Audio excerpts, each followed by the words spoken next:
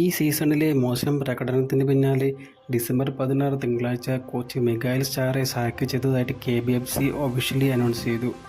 ഏത് ഫുട്ബോൾ ക്ലബിൻ്റെ മാനേജറായി ഒരാൾ അപ്പോയിൻമെൻറ്റ് ചെയ്യപ്പെട്ടാൽ ആ ടീമിൻ്റെ പ്രകടനത്തിനുള്ള മുഴുവൻ റെസ്പോൺസിബിലിറ്റിയും അദ്ദേഹത്തിനായിരിക്കും. KBFC ഈ സീസണിൽ 12 കളികളിൽ 3 വിജയവും 2 സമനിലയും 7 തോൽവിയും ഉൾപ്പെടെ 11 പോയിൻറ്റുമായി 10ാം സ്ഥാനത്താണുള്ളത്. മറ്റാരേക്കാളും ടീമിൻ്റെ ഈ അവസ്ഥയ്ക്ക് ഏറ്റവും റെസ്പോൺസിബിൾ പേഴ്സൺ അത് കോച്ച് തന്നെയാണ്.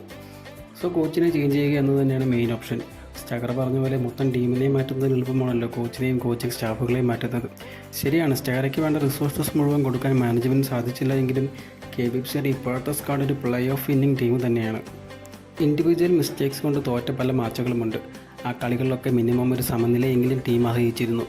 മഞ്ഞപ്പടയുടെ പ്രതിഷേധം കോച്ചിനെതിരെയല്ല മാനേജ്മെൻറ്റ് തീരുമാനങ്ങൾക്കെതിരെയാണെന്ന് സ്റ്റാഗറയ്ക്ക് നൽകിയ യാത്രയപ്പിൽ നിന്ന് തന്നെ മനസ്സിലാക്കാം. നിലവിൽ KBFC നടത്തുന്ന ഇന്ത്യൻ സൈനിങ്ങുകളിലാണ് മഞ്ഞപ്പടയ്ക്ക് എതിർപ്പ്. നിങ്ങളൊരു കാര്യം മനസ്സിലാക്കണം, സുനിൽ ഛേത്രിക്ക് പകരക്കാരനെ കണ്ടെത്താൻ സാധിക്കാത്ത അവസ്ഥയിലാണ് ഇന്ത്യൻ ടീം നിലവിൽ. ആകെ കുറച്ച് പ്ലെയേഴ്സുമുണ്ട്, ഒരു മോഹൻബഗാനുമുണ്ട്. ബാക്കി വല്ലതും ഉണ്ടെങ്കിലേ മറ്റുള്ളവർക്ക് സൈൻ ചെയ്യാൻ പറ്റും. ഇതാണ് ഇന്ത്യൻ ട്രാൻസ്ഫർ മാർക്കറ്റിൻ്റെ അവസ്ഥ. നമ്മുടെ ടീമിൽ ഇനി വലിയൊരു അഴിച്ചുപണി വേണമെങ്കിൽ സിറ്റി ഗ്രൂപ്പ് പോലുള്ള വമ്പൻ സ്രാവുകൾ ഇൻവെസ്റ്റ് ചെയ്യുക തന്നെ വേണം. ഇനി വരുന്ന കോച്ച് ആരായാലും എന്താകും അവസ്ഥ എന്നറിയില്ല.